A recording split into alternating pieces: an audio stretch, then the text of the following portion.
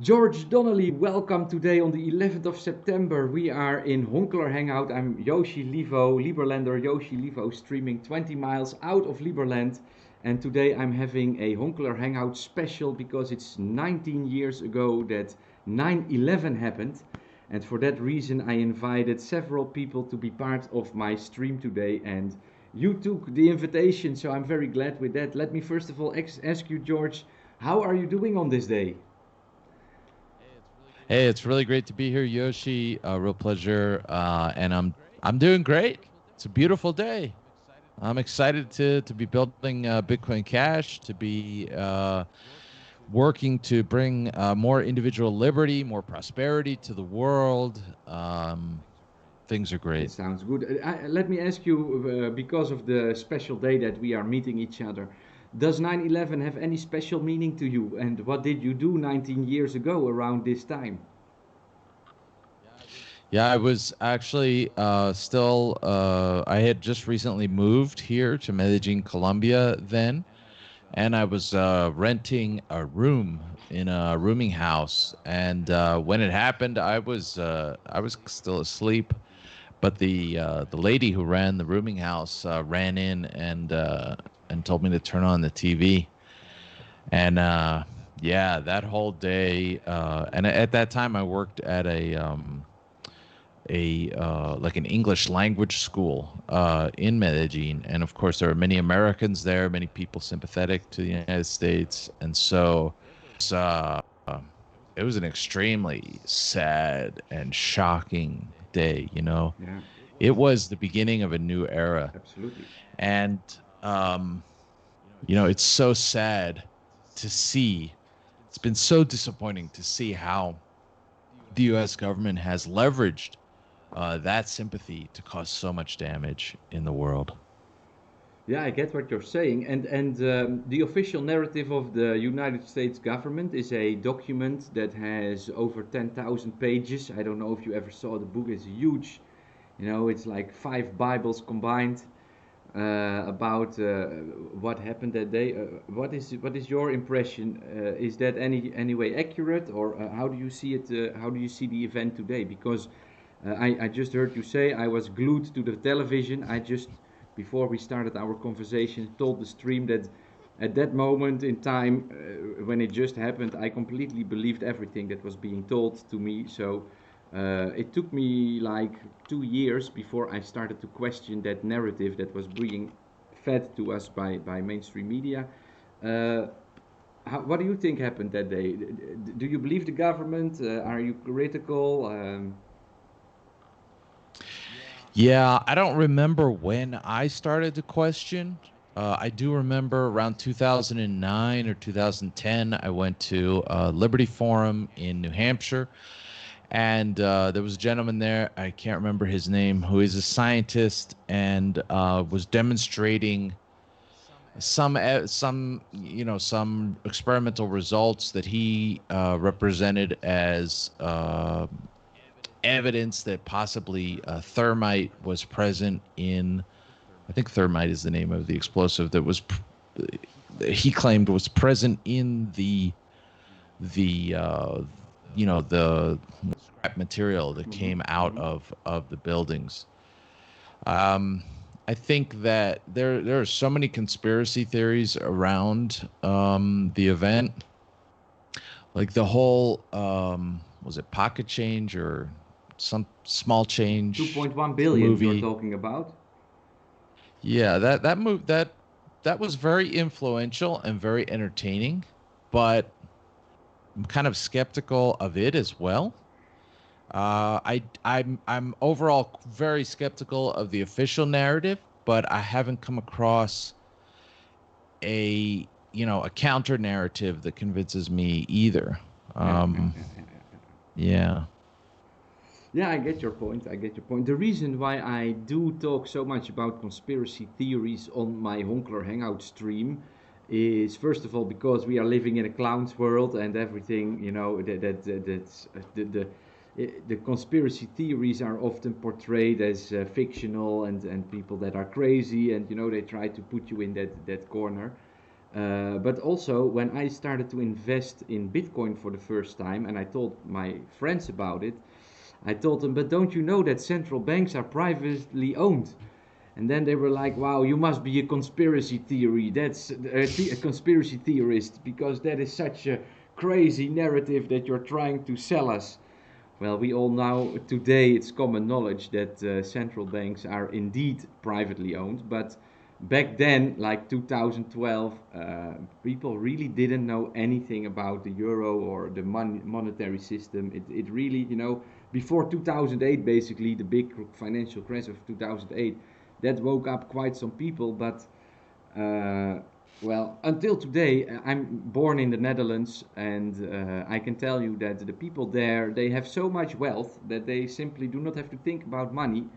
And because of that, they don't understand the euro, they don't understand Bitcoin, let alone that they know that a Bitcoin Cash exists. So that is why I keep on talking about things like this. For me, there is the lies of 9/11 that I refer to as lies because, for example, the passports, the fact that Building 7 went down in complete free fall, things like that. That kind of information is coming from a government that also is, it's hiding so much truth. And what is the purpose of that? And so that is why Mm. I put myself in that corner. And the official explanation of the plane that hit the Pentagon, I think it really begs belief because if I remember correctly, so there's no actual the actual video of it happening, the frame rate of the camera, the only camera that has come out.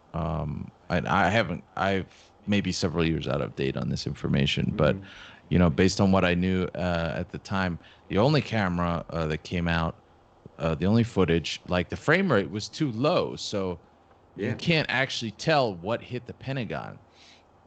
And then the official theory is that the plane entered the Pentagon, and the wings immediately snapped off and kind of folded behind, and then essentially it all just kind of evaporated.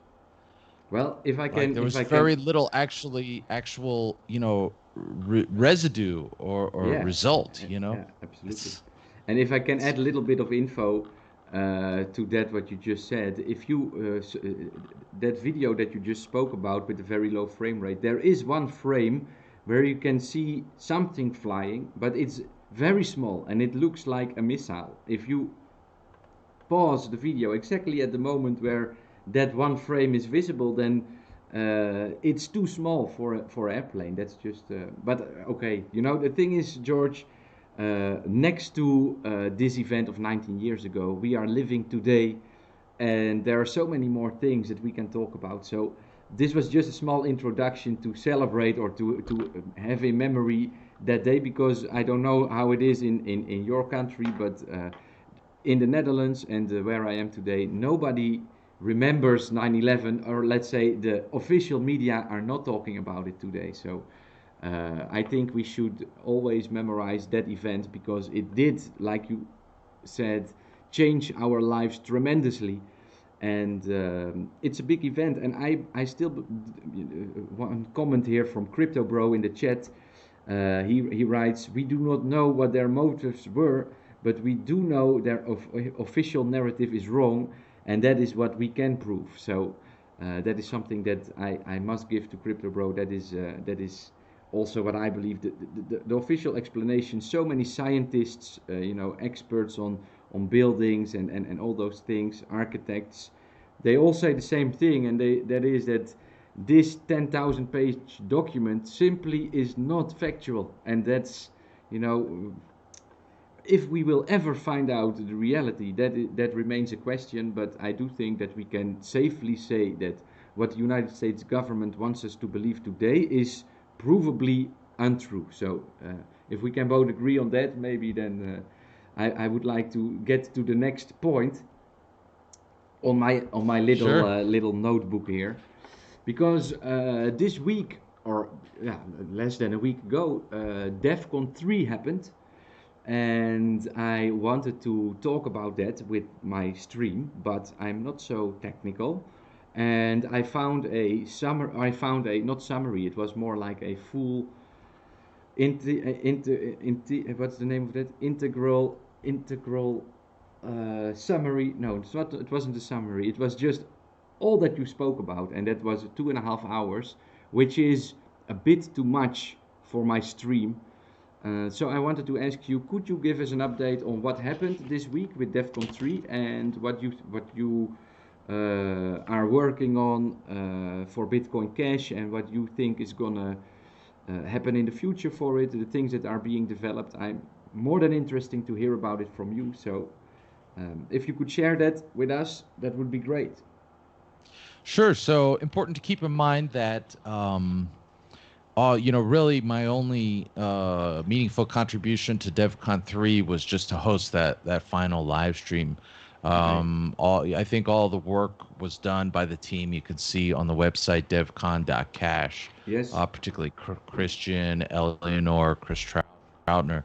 But so 16 teams competed during a 72-hour hackathon. And so there were quite a few winners. Let's see. The number one winner was Shomari Prince for his coin mixing app, Hush Your Money. So I think it leverages Cash Fusion or Cash Shuffle. I'm not quite sure on the details. It was really a nice presentation, as we saw in your live stream the other day. And Shomari, I've talked with him quite a bit. He is an experienced developer, mobile developer, and has done other kinds of development, probably for at least 20 to 30 years. I'm not sure how long. And so, yeah, I'm hoping that he and I can collaborate on something in the future. Andre Alsapir, he did Hedgie.cash, which won second prize. And basically that uses the general protocols hedging function, provides a very simple front-end interface that permits you to short Bitcoin Cash or long it, to take either side of that short contract. And basically, versus what? Say it again. Against what? Dollars or Bitcoin? Yeah, I'm not sure. Never mind. Sure. Probably dollars. Okay. Yeah. Which I believe, I can't speak for the general protocols people either. But what I believe they're aiming at is to create, among other things, I think primarily it's just DeFi, decentralized finance.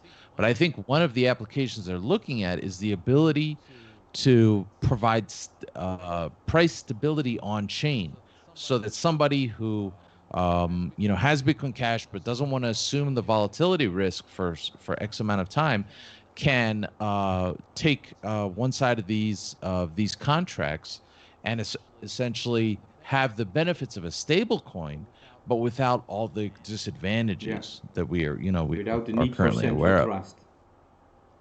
Exactly. So Anastasia is set up SLP cocktails, which, if I remember correctly, she won third prize. If I remember correctly, she what that does is enables mixing of SLP tokens. Also very interesting. So yes, so additional privacy for SLP tokens.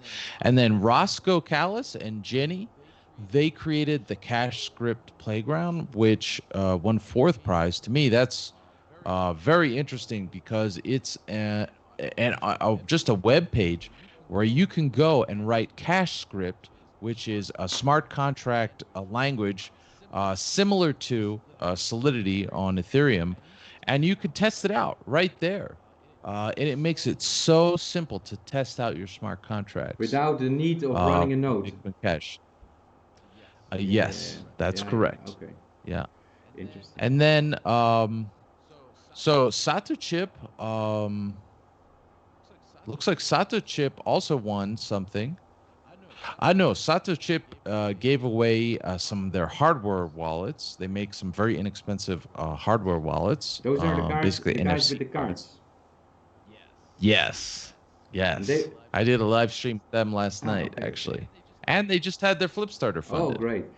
I'm still, I'm trying to get to the next level with my project, and that is getting all legislation in place. And once I have that done, I'm planning my own flip starter. So uh, we will see. We will Excellent. see what that brings. Um, Yeah, Flip Starter can be tricky. I actually ran one yesterday, and I ran it off of DigitalOcean, and I think that may be the easiest way. yeah, I have to look into all of that before I set it up because right now I know that it exists, but how to run it, I have no clue. So. Um, Hit me up. okay, I'll help yeah, you that out. would be great. George, in my stream every 20 minutes we are giving away a variety of cryptos. You can win Spice, you can win Bitcoin Cash, you can win EFLs and various other coins. And the 20 minutes, first 20 minutes just ended. So I'm gonna do a small raffle and then we're gonna go to the next topic on my list. Just give me a second. I'm going to pick a winner. We have a total of 9 participants in this round of raffles. I'm gonna wish good luck to all 9 participants. Let's see who won it. T-Money. Congratulations. Second win of the day, T-Money. T-Money. He just said that he is gonna leave because he has another appointment, but he is just in time to pick up this prize. Let me spin the wheel for your T-Money. Let's see what you won. 1.5 Liberland merit with a multiplier. Multiplier of 4 makes 6 Liberland merits for T-Money. Congratulations. Let me start a new raffle. And 20 minutes counting down as always. Starting right now. Exclamation mark raffle to participate in 20 minutes. We will draw the next prize. That is the mandatory raffle here, George. That's how I, make people aware of the existence of Bitcoin Cash and SLP tokens. Mostly, I guess 90% of what I hand out are SLP tokens and Bitcoin Cash. So yeah, Cool. that's every 20 minutes we do that here. Before I want to ask you about the upcoming fork within Bitcoin Cash, I had a question of one of the people today, what I think about Monero. And I wanted to ask that same question to you, just to have an extra question on the list. And also because you just spoke about the shuffling of SLP tokens, etc. So maybe in a more general question, how to what is your optimal form of hiding information on the blockchains? Because everything is public, of course. We all like our privacy. So, what do you think is a good solution? And maybe you can, pick one of those privacy coins that you like most, and give us your pick, basically. Yeah, I don't know. I really don't know. Yeah, you got me with that one. I think if I was worried about it, I would mix up my BCH with Cash Fusion. Yeah, I have looked at Monero in the past. I think that one problem with Monero is the fact that it because it highlights that feature, Mm-hmm. it becomes a target for attack.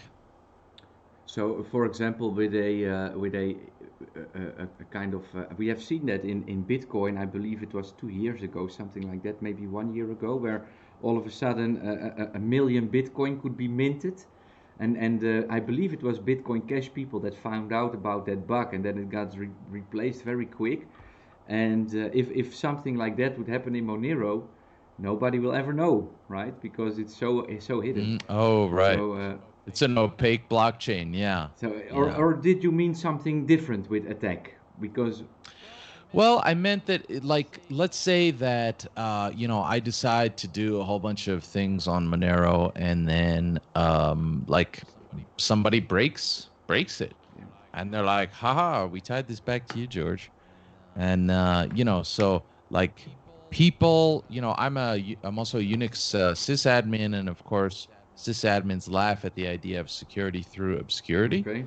But I think, um, if they can't find you in the first place, then maybe that's better than technology that could be broken. I'm not saying anything against XMR. I don't. I'm not even. I wouldn't even say that I'm an expert on at all on the topic of cryptography. Yeah. So I'm not trying to FUD XMR. Okay. Okay. Well, so your solution would be the cloak of invisibility, the Harry Potter cloak of invisibility, and then you can just walk the planet, sell your drugs to the world.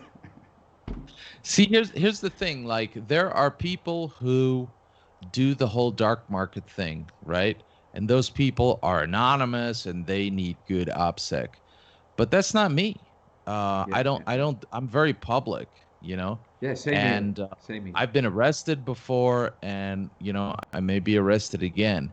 And so I have to kind of keep my, like I've always said, like, when it comes to activism, like, you don't want to mix public activism with the commission of crimes, Mm-hmm. because the U.S. government doesn't have the resources to prosecute everyone. So what they'll do is they'll pick out someone, Yeah. and they'll make an example of them, like what they did to Ross Ulbricht. Yeah, exactly. Once you speak out, you need to be very clear, you need to have a completely clean sheet, because you're a target from that moment on. Once you get popular, they are gonna try and find something, put something on you. So, yeah, Yeah. that is a true comment, true statement. So my next topic on the list would be the fork, because also that regularly comes up in my chat. What do you think about the upcoming fork? Well, I made a video about it. I will not give you my opinion. I will give it later, but I don't want to influence you. So yeah, I'm curious what your position on it is. Let me give a very small introduction, and that is that there is speech that Bitcoin Cash is going to be forked in November. Um, that is as brief as I want to, that's as small as I want to keep it. So, what do you think about that? And on which side would you be? So, yeah. So from my point of view, and haven't really seen any rebuttal of this. Basically, what's happening is that Bitcoin Cash has had its protocol, it's had its social contract, if you will, essentially going back to the Genesis block in 2009, and now Amrisa Shaley, developer of Bitcoin ABC, would like to basically change everything. He would like to take 8% of the block reward for himself, which is, at $300. That's probably at the BCH at $300. That's around $8 million a year in spending power. Yeah. And he would like to institute, he would like guaranteed 50% of that to always go to him, to his team. And then he wants to have some kind of shadowy council that's going to meet in person once a year or something, Mm-hmm. and there's some other kind of like BitShares, EOS, Steam, like 21 witness scheme bundled into this, which is bizarre, especially given what happened with Steam recently. What happened with Steam? I I missed that. So basically, what happened with Steam is that there was a very uneven distribution of coins from the beginning, and a huge amount of coins was reserved in a sort of pre-mine by the Daniel Larimer and his partners there, the people who founded it. And they promised it would never be used. However, or it would only be used to sell for expenses for Steemit.com or something like that. Yeah. But they sold Steemit to Justin Sun of Tron. And then Justin, because a lot of Steem was being held on exchanges, And because Steam operates on a scheme where blocks are produced by the top 21 people who are voted by Steam holders to do that, they're called witnesses. So, because Justin colluded with the exchanges, who had huge amounts of Steam, they locked up that Steam as Steam power in order to vote in a slate of witnesses that was favorable to essentially Justin Sun taking over and forking it. And there was a big voting battle, and essentially a plutocracy of exchanges took things over, and the company was forced to fork off into something that they call Hive. And so basically, the whole 21 block producer thing that's present in Steam, EOS, and maybe BitShares, that essentially sets up a coin to be a plutocracy, to be controlled by the 21, wise and knowledgeable, benevolent dictators who are the only ones permitted to produce new blocks in a proof of stake system. So to me, all of this that Amaury is proposing is absolutely alien to Bitcoin Cash. Nobody expects this kind of thing from Bitcoin Cash. This is not the protocol. What he's proposing is not the protocol that miners have been mining for 11 years. It's not what exchanges have been selling as under the ticker of BCH, Bitcoin Cash, and therefore, perhaps most importantly, basically, the great majority of the ecosystem, perhaps 90 to 95% of it, is absolutely and strictly opposed to this plan. Bitcoin.com, SLP Foundation, Read.cash, the list goes on and on and on. And approximately, I would say around 70% of hash rate has signaled that they will be running or are running Bitcoin Cash node, an alternative node now, the leading Bitcoin Cash implementation, which preserves the same protocol that everyone has known for all these years. So really, I wish Amaury the best with his new coin. I'm not really interested in it. Okay. And I don't. It's not Bitcoin Cash. Interesting to hear from you those numbers that a big majority of Bitcoin Cash community is not in favor of it. I'm also in my video that I made about it. I share the info, or I give my opinion on it, and this is my problem with the crypto world since the start. Basically, there is so much hate happening, and it's so difficult for people to work together, and we are trying to bring a new money system to the world, and our real enemy in that is the traditional money system, and it's not those people that maybe want to take a small fee or so yeah, the Bitcoin maximalists, let's call them like that, the Bitcoin Cash maximalist, any kind of maximalist, or anybody that just thinks that he can put all of his rules there and just run his coin exactly how he wants it. Well, it's just not gonna work like that. We all need to work together, and that's why we need to compromise with each other. And for example, what I understood from it, because I did a little bit of research on it, is that within 7 days of the initial proposal, Flipstarter happened. And so in case anybody wants to receive any kind of funding for his project, just start a Flipstarter, and the free market can decide whether or not they like your ID enough for you to work on it. And I think that is a much better solution than forcing a tax, which I just call it a tax. And as Liberlander here, I think you know what I think about taxes. So it's it's not my, we will see what happens. I did understand from some explanation that I found somewhere, I believe it was Colin Enstedt, that also did some video on it, that explained that in case the fork is not gonna get a majority of hashing power, then the fork is gonna be gone, and they are still gonna stick to Bitcoin Cash. So personally, I hope that less than 50% of hashing power will go to that new fork, because in the end, we stand much stronger if we work together. And yeah, I have before I'm gonna 100%. okay, good that we agree on that one. I'm the next topic on my list is gonna be Bitcoin Cash Latin America that you have founded. Cool. But before that, there are so many comments here in my chat. I need to read out a couple. Let's pick Crypto Bro.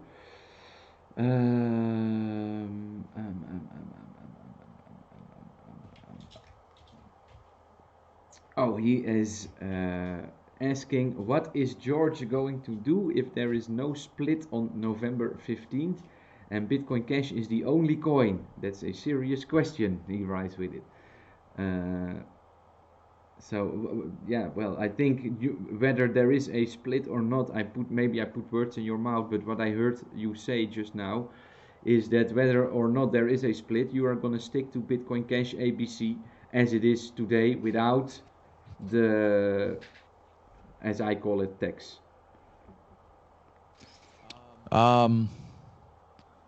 Well, I'm building Bitcoin Cash. Yeah. And that has a certain protocol, a certain expectation, a certain social contract, if you will.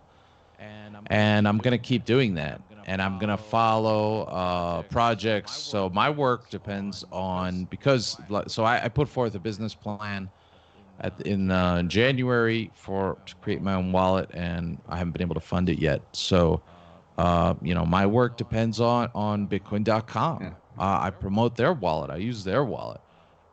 If Bitcoin.com is not there, I have a problem as a person who wants to go out there and onboard new people to Bitcoin Cash and create new opportunities. I need Bitcoin.com. I also need Read.cash. They're onboarding huge numbers of people. I also need local.bitcoin.com. I need Bitcoin Cash Node. I need Bitcoin Verde. I need Bitcoin Unlimited too. Some of their people many of their people are awesome. I need a whole ecosystem. Like I can't go out there and do everything by myself. That's ridiculous. It's so much more powerful to work as a team. Exactly. And so that's what I have to say about that. Yeah. Okay, well, I hope, Crypto Bro, that it answered your question. Oh, he immediately writes the next one. If Bitcoin.com moves to BSV, will George follow? Well, that is too hypothetical. I don't think that will ever happen, Crypto Bro. But we can ask it anyway. George, would you follow if they switch to BSV?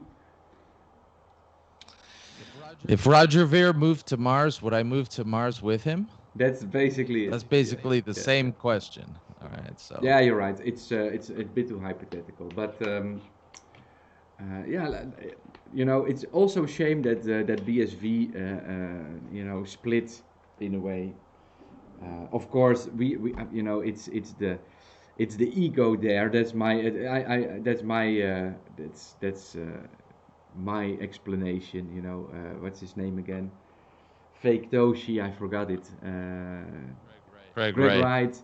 The provocation that he manages to bring out there with his BSV, and it's quite enjoyable. And I personally think that for him it's just about his character, and that people know his name, and that he can speak as the leader, and that's important to him. So yeah, well, that's my take on BSV. But I own a couple. I will be fair. I own a couple. I trade them. I make some profit with it. I was very happy that the Tulip Fund pumped it to 5 cents, and I could sell a couple. And it's crypto for you. So, but in the end, I think that we would, as a whole, crypto as a whole, would be much stronger if we, would get rid of these individuals that want to be bigger than the rest, and want to push their face in everybody else's face and whatever. I mean,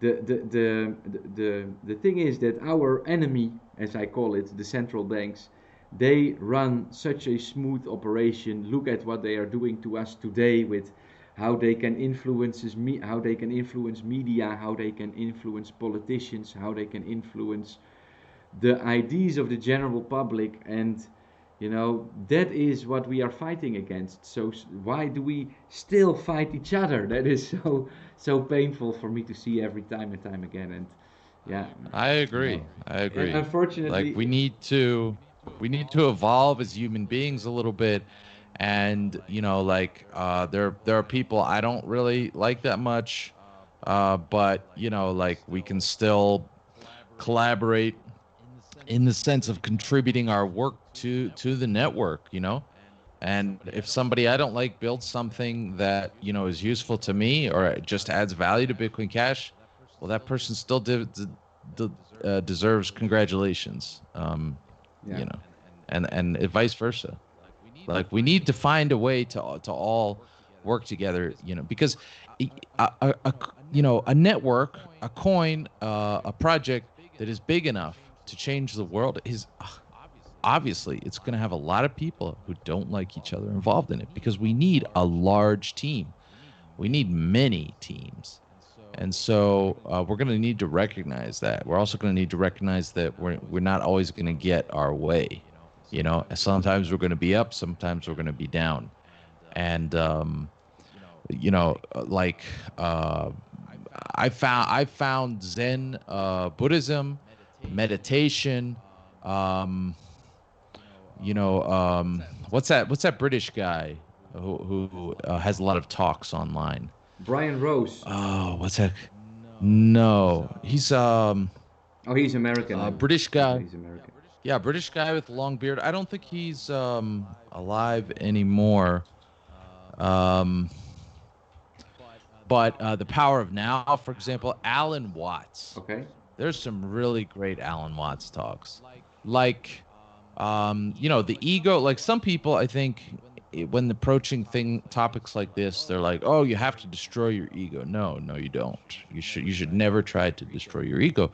You should simply try to become more aware of it and harness it as a tool, right? Because I think a human being without an ego is basically headed for self-destruction.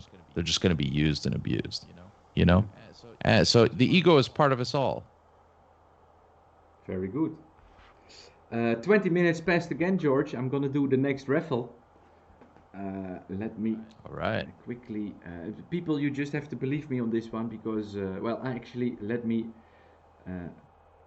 remove George from the screen for just a sec. I'm going to pick a winner. I have a total of 7 participants in this round. Good luck to all 7. Let's see who won it this time. Freedom Radio, congratulations. Let's spin the wheel for Freedom Radio. Let's see what he won. First win of the day for you. We got a prize of 25,000 honk with a multiplier. Multiplier of 6 makes 150,000 honk. Congratulations to Freedom Radio. I'm gonna start a new raffle.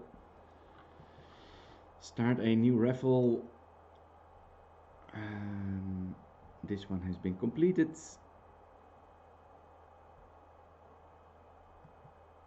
Oh, what's happening? New raffle, 20 minutes as always, exclamation mark raffle to participate. Let me get back to George. There you are again. George, my last, well, almost the last item I had on my list. Bitcoin Cash Latin America. Last time when we met for the first time, I was speaking as the host, as the moderator of the SLP hour or 30 minutes that we had. There were so many SLP projects that wanted to be part of that. And you were tired that day, so you couldn't really explain everything, and I thought that it was a very interesting project. So could you explain us a little bit more about Bitcoin Cash Latin America? So BCH Latam is a project um, to facilitate mass adoption of Bitcoin Cash in Latin America. Now, I originally started this project in let's see, March of 2018, and for about 16 months, it was known as Dash Latam. I had a long series of very successful proposals in the Dash Treasury system. We onboarded about 1,300 merchants across 8 nations, 20 cities, 3 continents. We did about 160 events. We onboarded at least 5,000 people, That's great. that I can verify, maybe 10 times as much. We went to a lot of events. We produced hundreds of videos, and that kind of reached its maximum potential. And starting in November of 2019, we came over to Bitcoin Cash. We created a business plan around a wallet that's, like today's wallets. I consider them mostly to be kind of like 1.0 HODL wallets. Yeah. I think that we need to build some wallets that facilitate certain use cases. And so I think that the $700 billion annual remittances market is a really prime place to get people using Bitcoin Cash.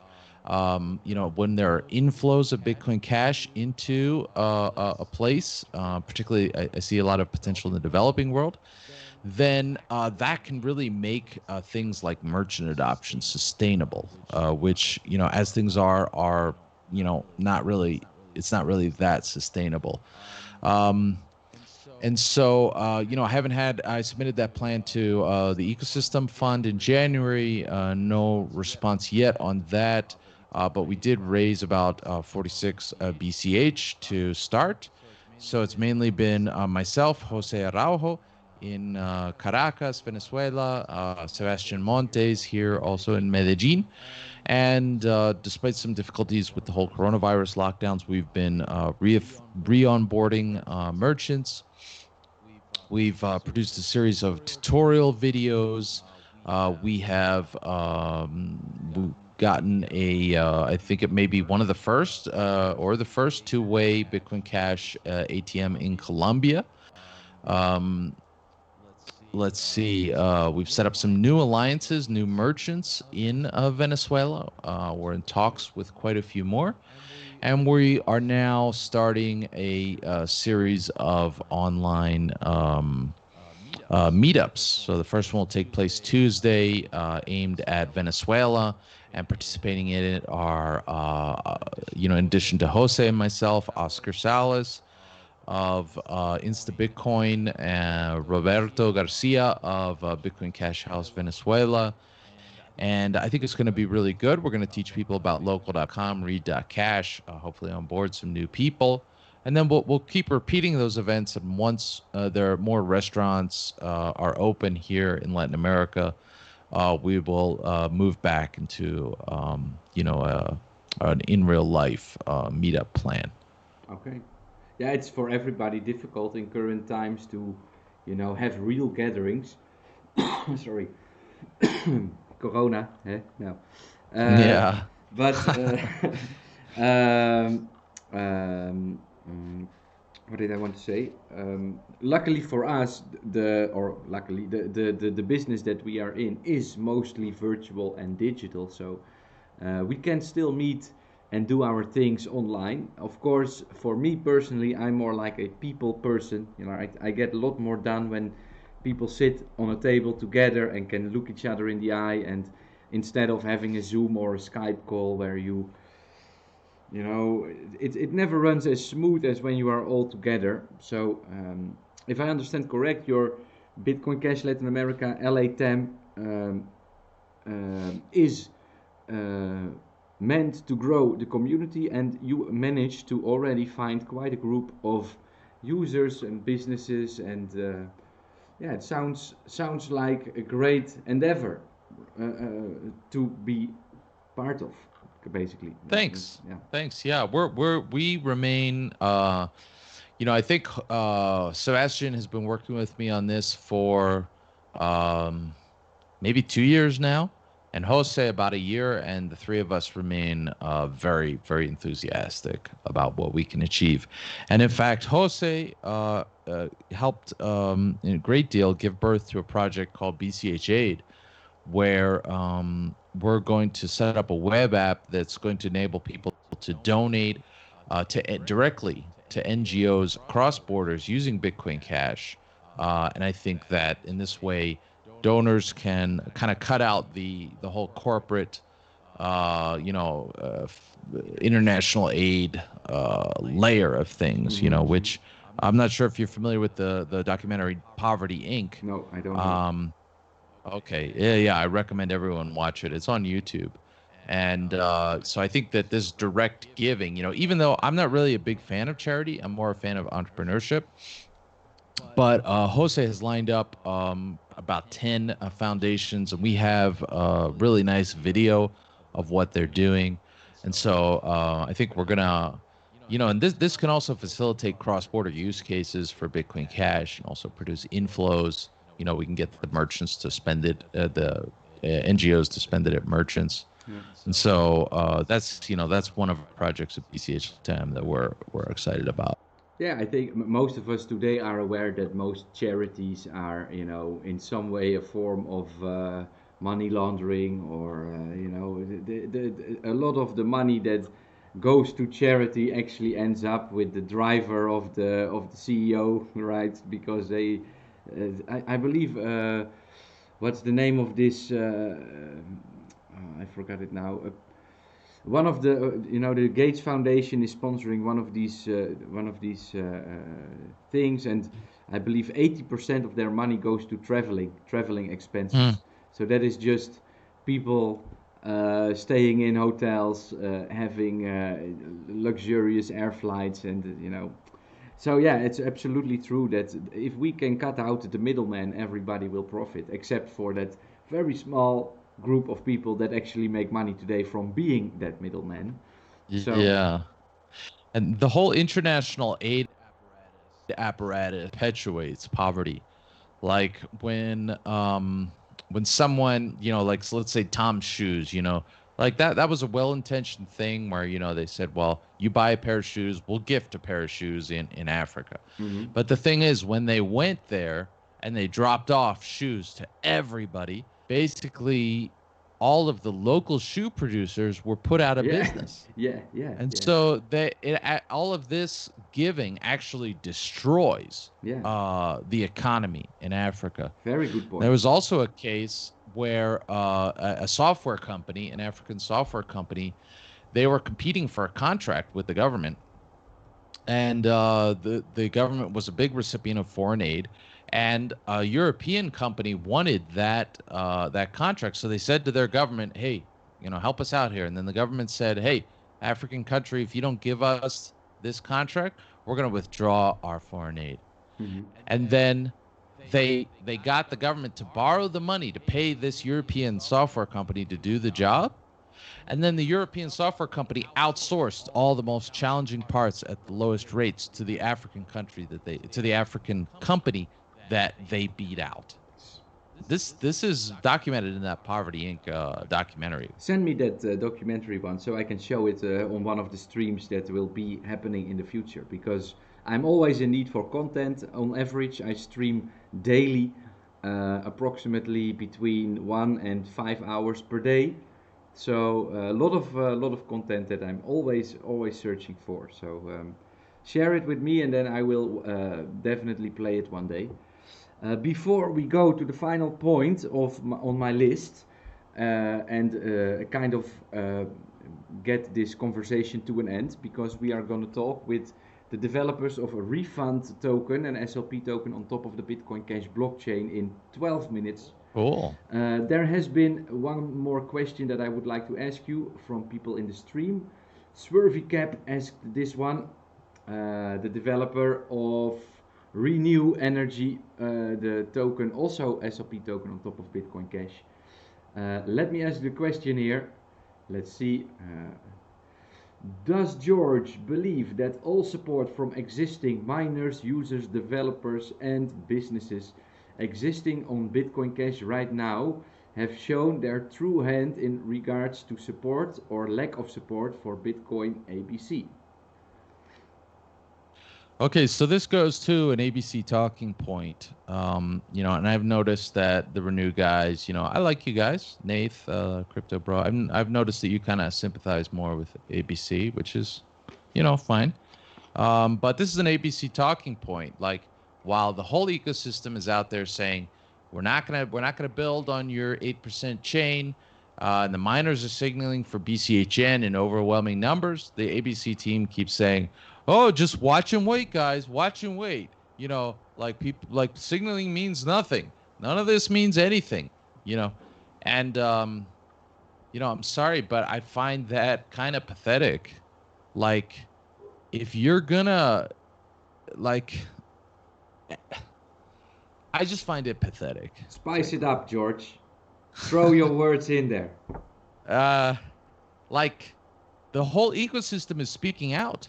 Even BTC.com is now signaling. So, ABC, Team ABC, like, put up or shut up, man. Like, we are any uncertainty.